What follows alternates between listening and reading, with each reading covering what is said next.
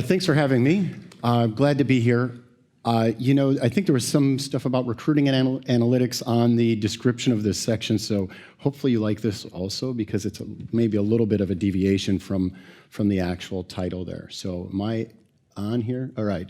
Okay. So I'm the global head for strategic workforce planning at Allianz. Allianz is a very large insurer and financial services firm based in Munich, Germany. I am based in Minneapolis. So I'm going to start with something about disruption. And disruption was, when I was very young, disruption was maybe not such a good word. My mom had some notes coming home from school about being disruptive. She still has them. But let's look at a couple of examples. So Amazon enters the blockchain biz. Okay, so Amazon, online bookseller in the 90s, right? They start doing web services. They now have a blockchain offering. This is Amazon continuing to go in and disrupt spaces. What about Google Auto Insurance? You ever heard of this? Okay, it doesn't exist. All right, I made this up because this is the kind of thing that if you're in our industry, this is scary. Super, super scary. And think about your own industries and what is the potential for a peripheral organization to come in and just completely take over your business. So what does Google know about you? They know where you've been. They know where you live. They know what you like to look for. They know how fast you drive. I mean, for me, they know that how fast I ride my bicycle downhill, which is, let's say, sort of high-risk behavior. So can they price my auto insurance, my life insurance better? Can they scoop away, as this says, 10% market share? And what 10% would they take? They would take the best 10% because they would have more information. So what do you need to start an insurance company? Money, lawyers, website, and a network, like a distribution network. They've got all of it. I don't know if they're going to do this. So this is actually fake news. Okay, this is the real version of fake news.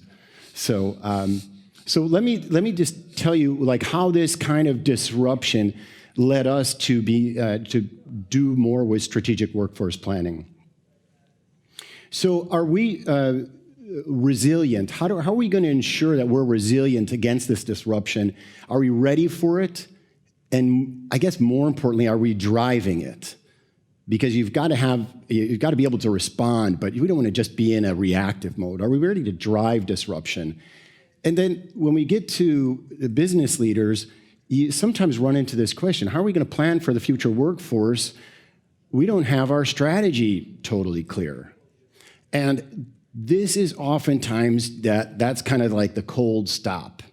That's where if you're going to do, in some cases, analytics, but certainly in strategic workforce planning, this is like the big obstacle. Our strategies, we'll wait till the strategy is clear. Kind of like some of the other examples, like let's wait till all the data is figured out, where Al was stacking things up in different orders. Let's wait till the data is figured out, then we'll do analytics. No, you cannot wait until your strategy is crystal clear before you do strategic workforce planning.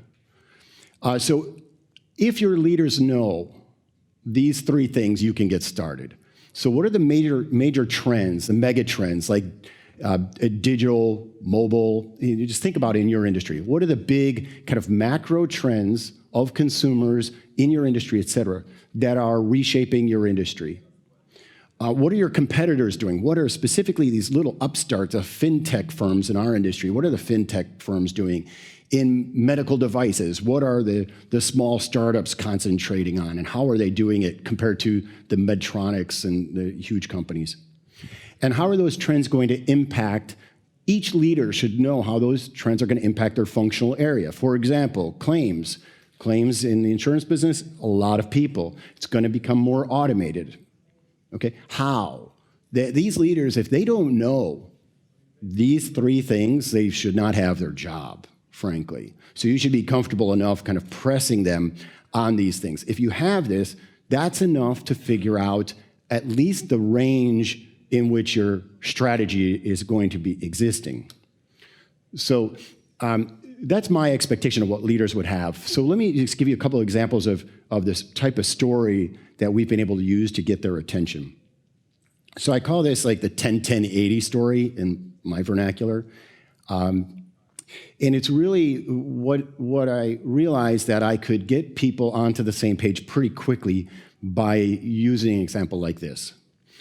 And I said, what if we have digital roles, let's say semi-digital roles, that's like a claims operation person, domain expert, also working with technology, working with the digital people, and then let's say the non-digital people are processing claims, maybe in a computer, but in a kind of more traditional way, same way for the last 5 years. I'm going to call them non-digital for right now. So what if we have this in this mix of 10-10-80? That's the current mix. So if this is the question I would ask people, if we're at 10-10-80 right now, and I go forward 5 years and I say we're still at 10-10-80, does anybody in the room think that this business is going to be successful? And nobody has said, yes, it's going to be successful. Everyone understands that much. So what's the right number? Is it, a 50-30-50 or something else? Everyone knows that it's not 10-10-80. So we've got like this really fundamental agreement now. And we move from that to saying, okay, so we agree it's something different. Well, now let's have our process together to figure out what that different thing looks like. Let's unpack the business strategy. Let's unpack the capabilities that you need in the future, and let's draw a line. So, is it 50, 20, 30? I don't know. But if we can figure out what we need in the future, then it's a matter of drawing lines between here and there and grabbing the first year and starting to act on it. This has been another helpful way to communicate the story. I don't know what strategy exactly the business is going to have, but if we ask them about degree of change over a period of time, they all agree that we're not going to just stay still. And the range of strategies, and sometimes these are actual strategies, like we might go into this market, or we might divest of this product, et cetera. Those would be potential strategies. So sometimes they actually exist, strategies that are being considered. But if you look at these strategies, they're all some degree of change. And they're in some kind of space over there. If we were to stay still, 10-10-80, I guess you could continue with that if you want. If we stay still, we have no degree of change. We go to year one, we're definitely making life difficult for ourselves to actually implement these strategies. But if we know that that is kind of this range of things that we are considering, and again, in scenarios, you could use these as scenarios A, B, C, size of the market, the success of a new product launch. So A, B, and C can be strategies or even scenarios. We know that we better be marching up into this triangle toward those strategies. So that is really we need to get into that zone. This has been I wanted to use those two stories to help you understand some of the ways to get leaders onto the change wagon, basically, and dealing with uncertainty, dealing with when they say there's no strategy that they can lean into to do strategic workforce planning. So a quick rundown of our journey. We started with what are the impacts of digital disruption? What is that going to do to our industry? What is it going to do to the size and the mix of our workforce? Are certain roles going to go down? By how much? What are the new roles that we're going to need? We went from that to doing some pilot projects. Then we integrated that into the strategic planning process. So, and some of this was also at GE. In the growth playbook was the strategic planning process. So we had some of that same thing. So we know that getting integrated and in making this into a business planning process is key. So we integrate into the strategic planning process a pretty light, kind of lightweight strategic workforce planning framework. Then we go do some full-scale projects. And full-scale means we're talking about capabilities, skills of the future. We're talking about the capacity, which roles are going to shrink and grow, why. We're talking about we're going to do this many, the claims area is going to be 20% more efficient. The question is how? Well, through these digital customer journeys that our insureds are going to experience, who's going to build those? Okay, well, we need this many more, so there's like two sides of the ledger. You've got a bunch of efficiencies that are going to be achieved, and then you've got to make some investments on the other side, or it's not going to work out. So we have to have both sides of that talent picture, the ledger figured out as well. So we have to have app developers, data scientists, customer journey experts. Otherwise, the expectation of more efficient claims is not going to happen. Operationalizing, this is where we start to draw the stronger connections to learning and recruiting, where we have the skills of the future mapped out for these roles, and we start to do personas in the world of recruiting, and we start to create more specific learning journeys, and we start to measure those things, and we start to measure, are people gaining these skills of the future that we need? And then the things that, if you haven't noticed already, that we haven't dealt with, which are big, are culture, behaviors, org structures, ways of working. These are big items to figure out how does that all interplaying. So when I think about the interplay between analytics and workforce planning, there is a lot of it. The workforce planning is saying, what's the workforce we need? There's some work on what we have, but the analytics are going to tell you about how people are flowing through the organization. What are you going to be able to tap into internally? What are you going to have to get externally? And then all of the analytics, like what Heather was talking about, which is we're going out and recruiting people into these new roles. How are we going to use data science to help us to make those selections, et cetera? This is pretty standard stuff on this page, and it's a lot of words, but I figured I'm going to make this presentation available, so I'm not planning to do detail on this, but this is pretty standard stuff. Review the strategy, engage business leaders, segment your workforce, get your skills figured out, supply forecast, attrition and external supply, what's out there, demand forecast, gaps, action plans, et cetera. Couple things I want to focus on here. The demand forecast, I did refer to this, that if you're going to make some area more efficient through automation, you've got to deal with the other side of the ledger, which is exactly who's going to do that automation, and are we going to have those skills? For these roles that that I call like semi-digital, that are going to be the claims operation person who's going to need to work with image recognition software, are we building those skills? What's the demand for numbers and for the skills? And then this leader sign-off and ownership, I judge what we did as a success because we had, in the three very large businesses that we were dealing with inside our enterprise, the CEOs were there with their team, okay? So they have their leadership team, head of claims, head of underwriting, operations, IT, so on, around the table. And each of those leaders having their strategic workforce plan and presenting it to the CEO and their peers. The HR person is there. They've got one chair. I was there at another chair. The meeting was the leaders presenting their workforce plan. So what was in it? It's 4 pages. Page 1, what's going on in my functional area? What's happening with digital technologies? What are these trends? Remember, I mentioned that before. What are the major trends in the industry? How is it shaping my functional area? What am I going to need in the future? Kind of a summary of here's the landscape. Page 2, this is a mix of the roles we have by talent segment, claims handler, complex claims handler, claims operations, et cetera, data scientist. This is the mix of the roles we have, and this is the mix we're going to have in 5 years. This is like the role mix piece of things and pointing out where these changes are and so on. Okay, so that's page 2. Page 3, these are the skills, these are the new capabilities I'm going to need to have in my key roles. Okay, and which ones are going to be most important, et cetera.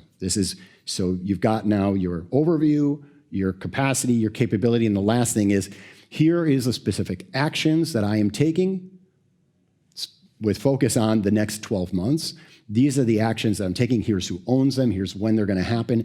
That leader is therefore accountable for that plan. Now, that plan says, basically, that gets you on that trajectory toward those potential future strategies. Now that group is heading toward a degree of change. It's structured. It's aligned to strategy. It's got leader accountability. And you build the operationalization to manage that and monitor that through, okay? Some major principles here. It's a business planning process. It works best when all functions are doing this together. If the IT team is not in the planning when the claims team is in the planning, you're not going to have the app developer, you're not going to get both sides of the ledger. So it works best when this is across the entire leadership team.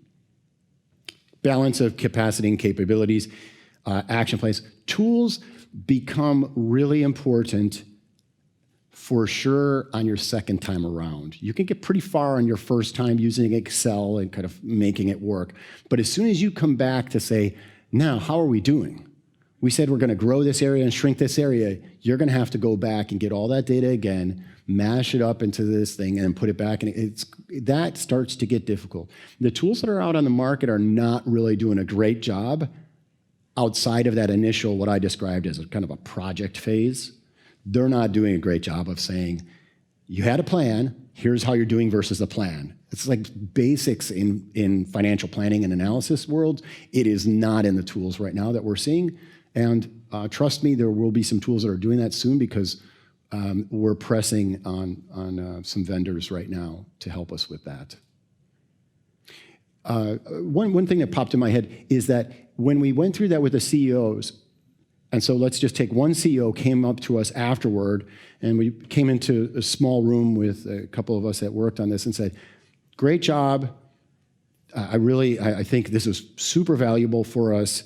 I'm concerned that my team doesn't know that this just got us to the starting line, but we're going to work on that. Meaning the plan got you to a point where you could start transforming your workforce, but the actions are really the thing that matter. So it was a really clear point that we just brought everyone to the starting line with a clear plan. How am I doing on time?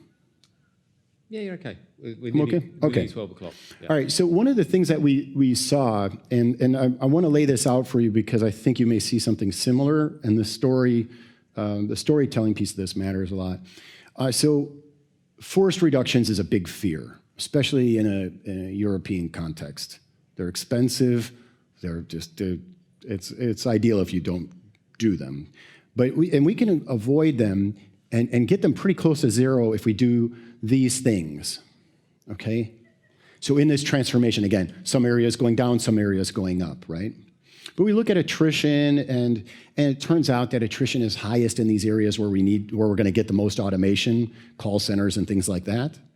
So we have to have some discipline in order to do this and to be the most socially responsible and humane about this. Minimize human suffering, right? Reductions are messy for everyone, especially a person who's being let go, but it's disruptive for teams, it's disruptive for the managers. So number one, closing positions. Having a discipline around closing positions in areas that are going to need to shrink. If you backfill every opening that comes up, you are at 10, 10, 80, and 5 years from now, you're at 10, 10, 80. But that machinery, every one of those tiny decisions made by a manager, made by people who are posting jobs, are going to, if they're not controlled in some way by either metrics or processes that actually stop some of that in certain roles, that's not going to work. So you have to discipline closing positions.